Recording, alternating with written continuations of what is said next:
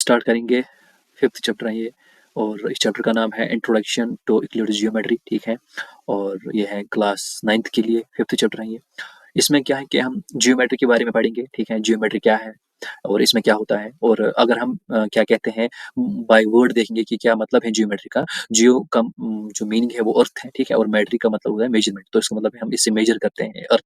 और ज़्यादातर हम इस पे इस्तेमाल करते हैं, तो कोई भी चीज़ हम को अगर हमें मेजर करना है तो हम इससे करते हैं। With the help of geometry एक हमारे पास एक टूल है, तो इसके साथ ही इसकी हेल्प से हम कोई भी, ठीक है, कोई भी मेजरमेंट अगर हमें करना हो तो हम इजीली कर सकते हैं। तो इसके बाद हम पढ़ेंगे कि इसमें सबसे ज़्यादा कंट्रीब्यूशन जो है वो यूक्लिड का ही रहा है, तभी हमें स्टार्ट चैप्टर हुआ है कि यूक्लिड से, ठीक है। तो ये एक ग्रेट मैथमेटिशियन था जिसने ज्योमेट्री में अपना बहुत योगदान दिया, और इसने फिर कुछ बेसिक टर्मिनोलॉजी, इसमें बेसिक टर्म्स, कुछ डेफिनेशंस यहाँ पे डिफाइन की, यानी बोली, जो हमें मदद करती हैं कि एक ज्योमेट्री को समझने में, ठीक है। तो सबसे पहले उसने कुछ नोटेशंस यहाँ पे की, और ये बिल्कुल बेसिक है इसका। Just for example, a point is that which has no part, ठीक है। अ पॉइंट, ए डॉट से हम रिप्रेजेंट करते हैं, ठीक है। इसका कोई पार्ट नहीं होता है, ठीक है। एल्स स्मॉलेस्ट हम कह सकते हैं, smallest unit of any figure भी हम कह सकते हैं, तो वो डॉट है। जैसे फॉर एग्जांपल अगर हम लाइन की बात करेंगे, लाइन क्या होती है, इन्हें कॉम्बिनेशन ऑफ डॉट्स, यानी कॉम्बिनेशन ऑफ सिंगल पॉइंट्स, ठीक है। तो फिर ये कंटिन्यूस बन जाएगी। तो इसका मतलब है एक जो डॉट है, यानी एक जो पॉइंट है, ठीक है, तो इसका कोई पार्ट नहीं है। A line is a length, sorry, a line is a breadthless length, यानी अगर हम एक लाइन की बात करेंगे, ठीक है, तो इस लाइन में जो ब्रेडथ इसकी है, ठीक है, ये विड्थ जिसको हम बोलते हैं, वो कुछ नहीं है, यानी वो हम क्या नेग्लेक्ट करते हैं, तभी हम बोलते हैं कि जो एक लाइन है ये 1D है, यानी इसमें एक ही डायमेंशन है। तो the ends of a line are points, और जो भी लाइन्स के जो एंड्स हैं वो हमेशा वो पॉइंट्स ही होते हैं, यानी जो जहाँ पे एक लाइन एंड होती है वो क्या होती है, वो भी पॉइंट्स ही होती है। तो इसका मतलब है कि जो भी लाइन है वो क्या है कि सम ऑफ यानी पॉइंट्स, एक पॉइंट से विद कॉम्बिनेशन ऑफ पॉइंट्स बनी हुई होती है। इसके बाद क्या है, a straight line is A line which lies evenly with points on itself. एक स्ट्रेट लाइन हम उसको कह सकते हैं जिसमें जो सारे पॉइंट्स हैं, ठीक है, वो एक दूसरे के बिल्कुल कंसेक्यूटिव और एक दूसरे के बराबर, ठीक है, और एक दूसरे के बिल्कुल नेबरहुड में, यानी एक ही नेबरहुड में पड़ते हैं। यानी जस्ट फॉर एग्जाम्पल अगर ये लाइन है तो इसमें जो भी पॉइंट्स होंगे वो हमेशा एक ही पैटर्न फॉलो करेंगे, इवनली होंगे, ठीक है। ये नहीं कि अगर हम फॉर कोई स्ट्रेट लाइन डाल देंगे और फिर बोलेंगे इसका एक पॉइंट यहाँ है, इसका एक ही पॉइंट यहाँ है, वो नहीं हो सकता है। तो इसका मतलब एक स्ट्रेट लाइन होने के लिए हमेशा पॉइंट्स को क्या एक ऑर्गेनाइज्ड वे में होना जरूरी है। वही इसका कहने का मतलब वही है। और उसके बाद surface is that which has a length and breadth only, और उसके बाद क्या है, एक सरफेस, ठीक है, जो भी एक सरफेस है उसमें हमेशा एक तो लेंथ होती है, ठीक है, और ब्रेड्थ होती है।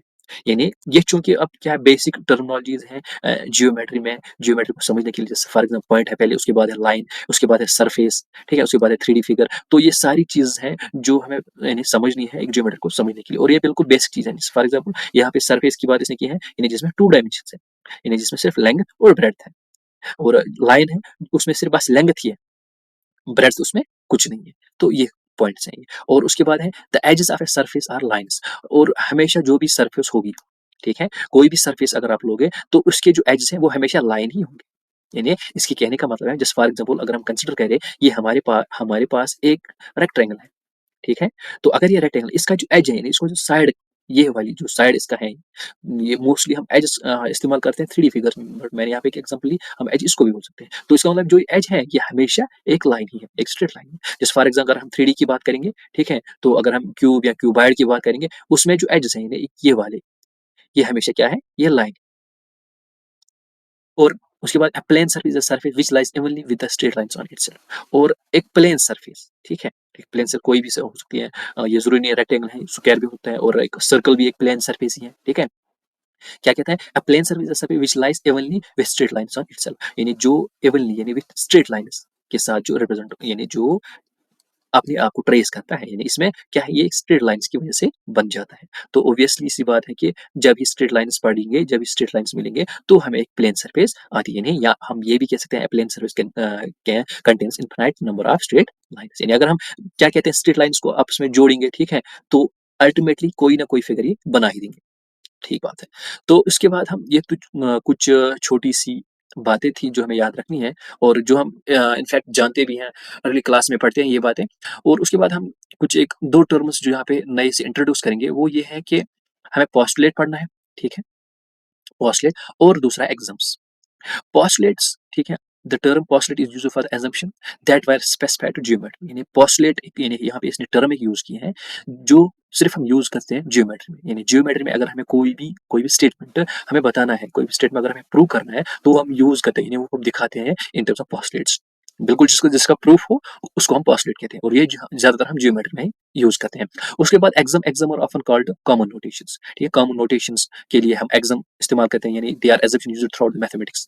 ये हम यानी एग्जाम्स उन चीजों को बोलते हैं, यानी उन बेसिक चीजों को हम बोलते हैं जो हमें through out the mathematics use होते हैं। ठीक है, तो फर्क बस इसमें इतना ही है कि पोस्टुलेट सिर्फ ज्योमेट्री के लिए यूज होता है, ठीक है, और जो एग्जाम्स हैं ये ज्योमेट्री के लिए नहीं बल्कि थ्रू आउट मैथमेटिक्स हम यूज कहीं ना कहीं करते हैं। तो इनकी हम एग्जाम्पल आगे लेंगे बिल्कुल अच्छे से। तो पहले हम कुछ एग्जाम्स पढ़ेंगे, एक्लियोड्स ने जो एग्जाम्स दिए हैं तो वो हम कुछ पढ़ लेंगे। क्या सबसे पहला जो है वो ये बोलता है the things which are equal to the same things are equal. यानी जो चीज आपस में बराबर है वो एक दूसरे के भी बराबर है। जस्ट फॉर एग्जांपल, अगर हम एग्जांपल के तौर पर लेंगे, if triangle, if area of a triangle, ठीक है, if area of a triangle is equal to area of a क्या रेक्टेंगल, ठीक है, और area of a rectangle is equal to area of a square. Sorry, ये square नहीं है, इसको मैं स्क्वायर बनाऊंगा क्योंकि स्क्वायर में जो सारे साइड्स हैं वो बराबर ही होते हैं। ठीक है, तो मैं इसको ये बनाने की कोशिश, तो इसका मतलब है अगर area of triangle area of rectangle के बराबर है और area of rectangle area of square के बराबर है, तो ये दो आपस में बराबर है और ये दो आपस में बराबर है, तो इसका मतलब है ये भी आप आपस में बराबर होंगे। इसके कहने का मतलब है things which are equal to same things, यानी जो चीजें यानी एक सेम चीज को बराबर होती है तो उसका मतलब वो आपस में भी बराबर होते हैं।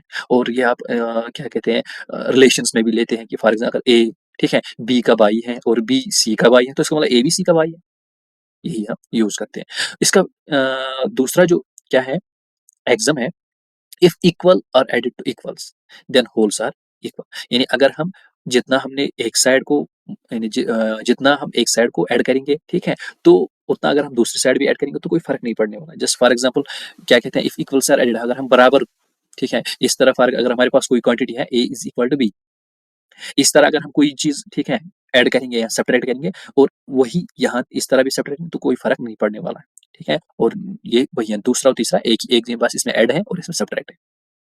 और things which coincide with one another are equal to one another, यानी जो चीज आपस में क्या कोइंसाइड होते हैं वो हमेशा बराबर होते हैं। जस्ट फॉर एग्जाम्पल अगर हमारे पास एक लाइन है, ठीक है, और मैंने यहाँ पे ए बी और मैंने बीच में एक पॉइंट सी रख दिया, ठीक है, तो अगर क्या इसके कहने का मतलब है कि अगर ए सी, ठीक है, और प्लस बी सी, ये हम किसके बराबर लिख सकते हैं, ए बी। क्योंकि अगर हम इसको यानी इन दो जो एक लाइन है इसमें हमने एक पॉइंट लिया जिसको हमने मान के रख लिया कि ये इस पॉइंट से जो डिस्टेंस ए तक है और इस पॉइंट से डिस्टेंस जो बी तक है वो बराबर है, ठीक है, तो अगर हम इसको ऐसे लिख सकते हैं A B A C plus B C, तो हम इसको बराबर लिख सकते हैं ए बी। यानी दैट मीन्स कि जो पॉइंट्स आपस में कोइंसाइड करते हैं वो बराबर होते हैं, वही इसके कहने में things which coincide with one another are equal.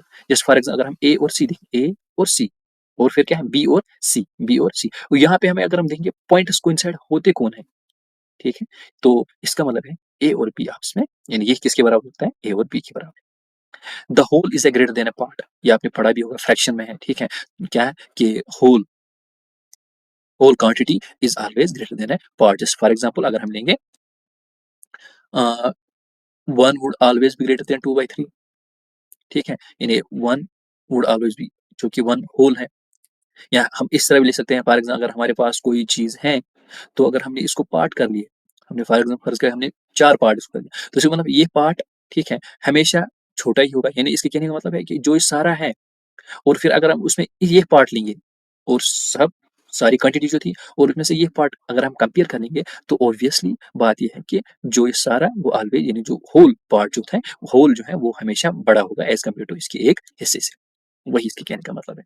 ठीक है, ये कुछ हमें क्या एग्जाम्स हैं तो इसको थोड़ा थोड़ा बहुत समझना है, बाकी इसमें कोई हायर मैथमेटिक्स नहीं है। Things which are double of same things are equal to one another, यानी अगर हम एक किसी चीज को क्या डबल कर देंगे, ठीक है, तो वो सेम यानी वो बराबर ही होगा। Things which are halves of same things are equal to one another, जो चीज हम यानी अगर हमारे पास A is equal to B, अगर हमने यहाँ से भी इसका हाफ कर दिया और यहाँ से भी इसका हाफ कर दिया तो कोई फर्क नहीं पड़ने वाला। ठीक बात है, तो ये कुछ इसके एग्जाम्स हैं।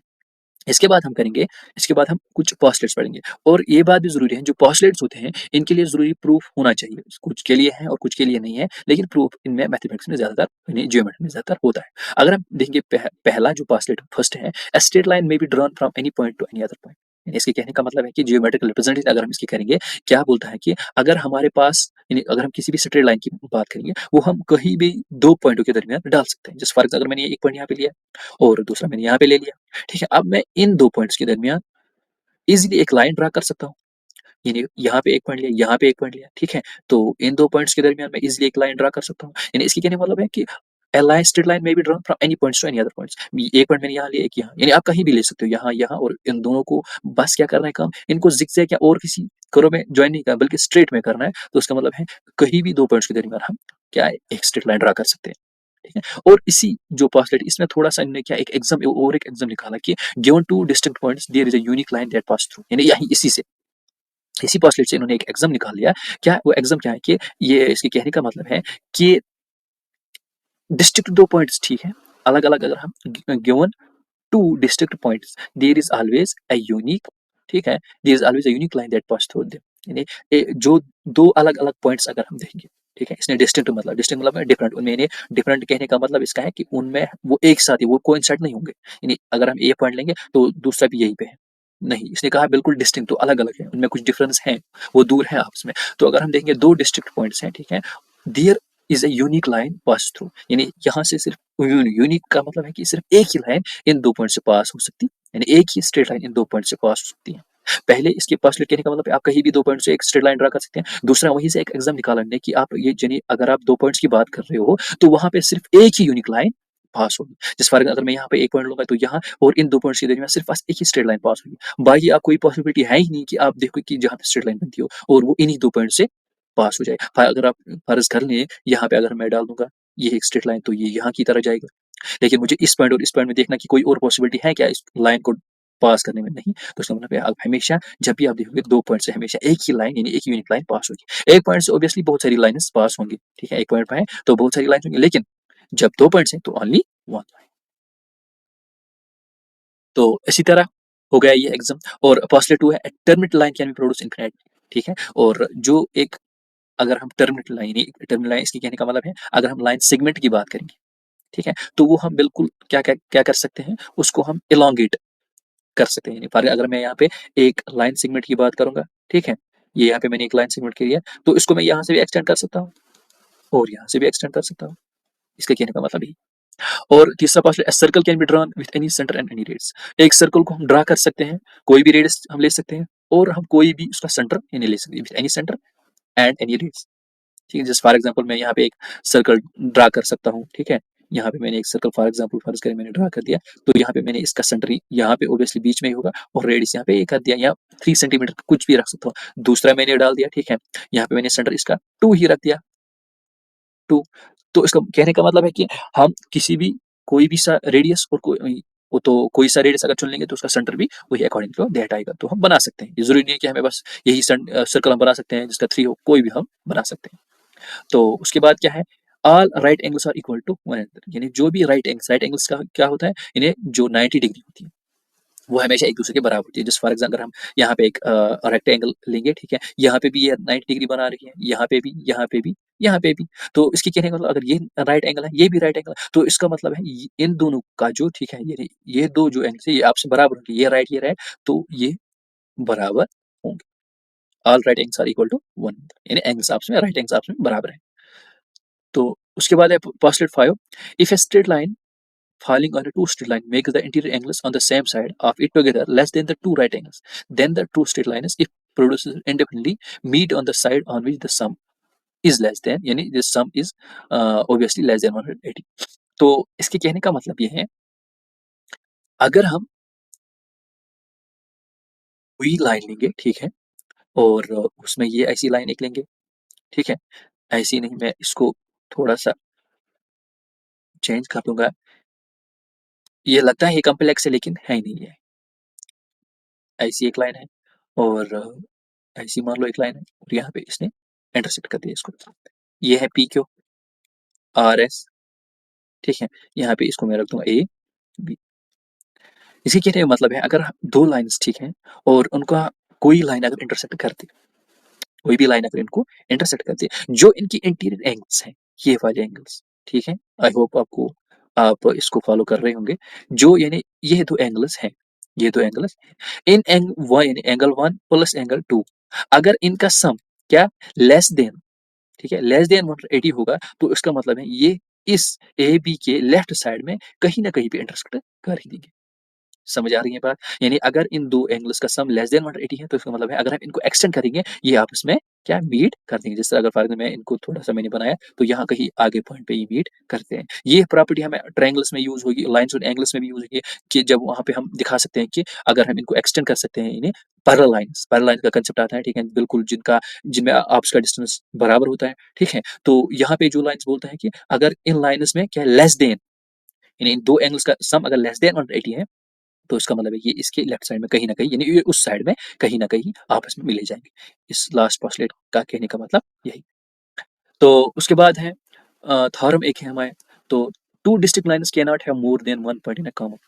2 अलग लाइन्स जो है बिल्कुल मतलब जो अलग जिनमें कोई आपस में कोई जो सेम नहीं होंगे, ठीक है? एक जैसे नहीं होंगे, डिस्ट्रिक्ट लाइन्स होंगे। फॉर अगर मैं यहाँ पे एक लाइन की बात करूँ, ठीक है? और दूसरी लाइन ये इसकी बात अगर करूँ, ठीक है? Two distinct lines can not have more than one point in common. ये दो डिस्टिंक्ट लाइन्स है, ये अलग लाइन है, ये अलग लाइन है, ठीक है? तो इनमें हमेशा यानी एक ही पॉइंट यानी एक पॉइंट के अलावा कोई भी पॉइंट कॉमन नहीं होगा। आप अगर देखोगे कोई भी लाइन अगर आप डाल दोगे, ठीक है? ऐसे डाल दोगे या ऐसे जैसी आपकी मर्जी आप जिस तरह लाइन डाल सकते हो, दो ही लाइन्स डालनी है तो इनमें हमेशा क्या एक ही पॉइंट कॉमन होगा। आप कभी भी अपनी जिंदगी में क्या ये नहीं फेस कर पाओगे कि दो लाइन्स है और वो मोर देन टू पॉइंट्स पे कट कर सकते हैं, ऐसा नहीं हो सकता। इसके कहने का मतलब इस तरह मैंने बनाया यहाँ पे एक लाइन यहाँ पे एक तो एक ही पॉइंट इनका कॉमन इंटरसेक्शन है पॉइंट ऑफ कॉमन इंटरसेक्शन। उसके बाद है a system of exams is called consistent. ये एक स्टेटमेंट है कि अगर हमें कोई भी सिस्टम यानी एग्जाम सिस्टम ऑफ एग्जाम्स है ठीक है उनको हम कंसिस्टेंट बोलते हैं। बहुत सारी एग्जाम्स हैं तो उनको हम कंसिस्टेंट बोलते हैं। और उसके बाद क्या एक्यूलेट ने आपने जो ऑलरेडी उसने दिए थे यानी जो उसने कुछ एग्जाम्स या पोस्टलेट्स दिए थे उसने उन्हीं एग्जाम्स को यूज किया बाकी रिजल्ट को प्रूव करने के लिए, ठीक है? और जो रिजल्ट उसने ये प्रूव कर लिए, उन्होंने कुछ इनको गठजोड़ किया, कुछ कहीं पे कम कर दिया, कहीं पे ज़्यादा कर दिया और वहाँ पे उसने कुछ स्टेटमेंट्स बना दिए, ठीक है? और उन statements that were proved are called proposition of theorems, ठीक है? जो उसने यानी फिर उसके बाद यानी जो उसने पहले अपने कुछ एग्ज़ाम्स दिए, फिर उन्हीं को यूज़ करके उसने कुछ और इसमें ऐड कर दिया, तो उनको हम कहते हैं प्रोपोज़िशन ऑफ थॉरम प्रीपोज़िशंस या आर थॉरम्स हम बोलते हैं। इस तरह उसने एक यहाँ पे थॉरम हमें दिया है, 2 डिस्ट्रिक्ट लाइन्स यानी ये कहाँ से आया? ये तो हमें वही ऊपर से आया कि जब उसने बात की थी पहले कि 2 पॉइंट से एक ही लाइन यूनिक ड्रा हो सकती है। तो अगर हम और 2 पॉइंट्स लेंगे, उनमें से एक ही लाइन और यूनिक पास होगी, तो ये 2 लाइन्स आपस में एक एक ही पॉइंट पे इंटरसेक्ट करती है। ये वहीं से ये आया और इसमें कोई नया नया एलिमेंट है ही नहीं। ठीक है? जिस तरह यहाँ पे एक ही है। तो हो गई ये बात। उसके यहाँ तक तो फिलहाल ये था कि कैसे उसने बेसिक कांसेप्ट दिए। अब उन्हीं को यूज़ करके यहाँ पे इसने एक्सरसाइज़ एक दी है, बिल्कुल ईज़ी एक्सरसाइज़ है। Which one of the following are true and which are false? हमें बताना ट्रू सही कौन है और गलत कौन है, तो हमें रीज़न भी अपने साथ देना है। Only one line can pass through a single point. यानी ये बोल रहा है कि एक पॉइंट जो है, ठीक है? अगर हम एक पॉइंट लेंगे, ये बोल रहा है कि बस एक ही लाइन इस पॉइंट से पास हो सकती है। है ऐसी बात? बिल्कुल नहीं। क्योंकि एक पॉइंट से क्या हम जितनी भी चाह सकते हैं, उतनी लाइन्स हम ड्रा कर सकते हैं। तो इसका मतलब है ये स्टेटमेंट बिल्कुल फ़ॉल्स है। ये फ़ॉल्स नहीं, ऐसा नहीं उसमें बिल्कुल एक पॉइंट से हम जितनी चाह सकते हो उनकी डाल सकते हो। क्योंकि हमारे पास कोई कंडीशन मतलब कोई भी हमें बैरियर रिस्ट्रिक्शन है ही नहीं है, तो हम जितनी लाइन एक पॉइंट से कर सकते हैं पास तो कर सकते हैं। हाँ, अगर 2 पॉइंट्स होंगे, ठीक है, तब हमारे पास एक रिस्ट्रिक्शन है तो और हमारे पास कोई चांस भी नहीं है, तो हमें बस वहीं से हम पास कर सकते हैं। There are an infinite number of lines which pass through 2 distinct points बिल्कुल ये गलत है क्योंकि अभी हमने ऊपर थ्योरम एक पढ़ ली, ठीक है? जो बोलता है कि एक एग्जाम भी पढ़ लिया, पोस्टलेट भी पढ़ लिया कि there are infinite number of lines passing through 2 distinct points यानी ऊपर पढ़ लिया कि हमने अगर हमारे पास 2 डिस्टिंक्ट पॉइंट्स हैं, ठीक है? वहाँ से सिर्फ एक ही लाइन पास हो सकती है और कोई पॉसिबिलिटी है ही नहीं है, तो ये भी फॉल्स है। इनफिनिट नहीं बिल्कुल ओनली वन।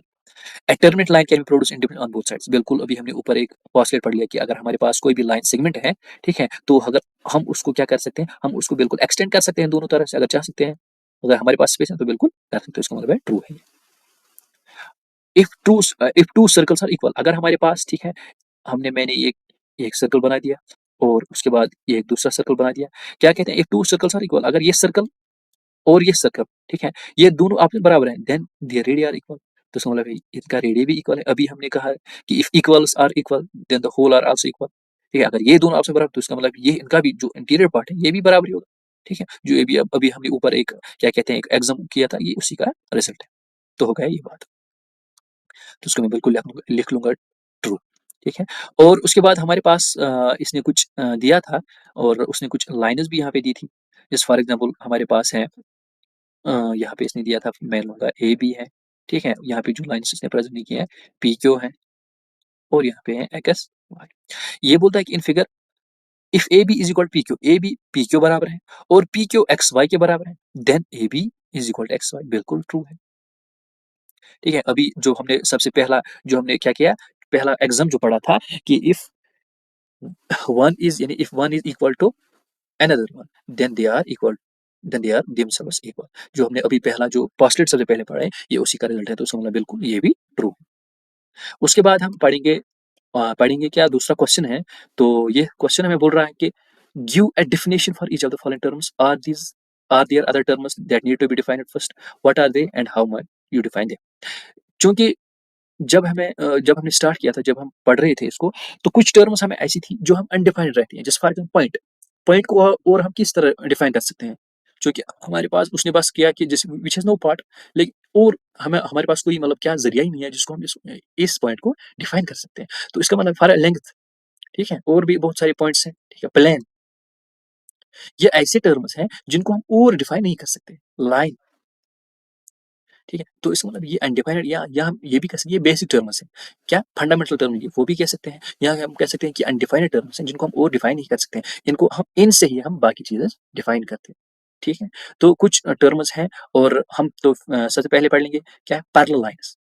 पैरेलल लाइन्स क्या लाइन्स होती है, पैरेलल लाइन्स उन लाइन्स को हम कहते हैं इन्हें जो आपस में कहीं पे भी, ठीक है, जो आपस में कहीं पे भी इंटरसेक्ट नहीं करते। जस्ट फॉर एग्जांपल अगर मैं लूंगा यहाँ पे एक लाइन है, ठीक है, और यहाँ पे दूसरी लाइन है, तो इसका मतलब है ये लाइन्स को अगर हम क्या करेंगे, अगर हम इनको एक्सटेंड करेंगे दोनों साइड से, तो ये कहीं पे भी आपस में इंटरसेक्ट नहीं करेंगे, यानी इनके बीच का जो डिस्टेंस है वो हमेशा कांस्टेंट ही रहेगा, बराबर है, तो इन्हीं को हम पैरेलल लाइन्स कहते हैं। उसके बाद है परपेंडिकुलर लाइन्स। परपेंडिकुलर लाइन्स हम उनको बोलते हैं जो आपस में इंटरसेक्ट करते हैं, विच कट्स विच इंटरसेक्ट्स, सही बात है। जैसे फॉर एग्जाम्पल मैंने यहाँ पे एक लाइन डाल दी, ठीक है, और उसके बिल्कुल एग्जैक्टली परपेंडिकुलर यानी with 90 degree to this line, इस लाइन के साथ मैंने कितना इसको बनाया 90 डिग्री बना दिया, तो उसका मतलब हमको उनको perpendicular, the line which makes the 90 degree angle to another line is called perpendicular lines. तो ये है इस तरह।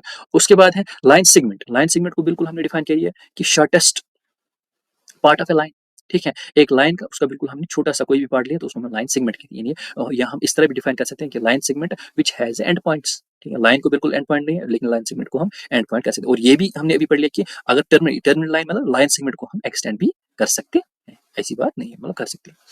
रेडियस ऑफ ए सर्कल, ठीक है, radius of a circle for example circle है, ठीक है, यहाँ पे अच्छा सर्कल नहीं बनता है लेकिन आप समझ गए होंगे, ये इसका सेंटर है फॉर एग्जाम्पल, ठीक है, और रेडियस हम रेडियस ये बोल सकते हैं रेडियस ऑफ सर्कल, ठीक है, डिस्टेंस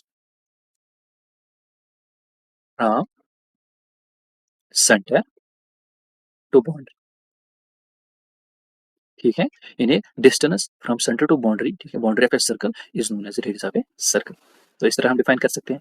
और इस तरह हमारे पास स्क्वायर है, स्क्वायर है विथ ऑल साइड्स इक्वल, यानी स्क्वायर इज अ फिगर, ठीक है, और स्क्वायर एक ऐसी फिगर है क्या जिसके तमाम साइड्स इक्वल होते हैं, इक्वल साइड। तो ये था आज तक फिलहाल दूसरा क्वेश्चन। तो बाकी जो क्वेश्चंस रह गए हैं वो हम इंशाल्लाह नेक्स्ट लेक्चर में लेंगे। Thank you.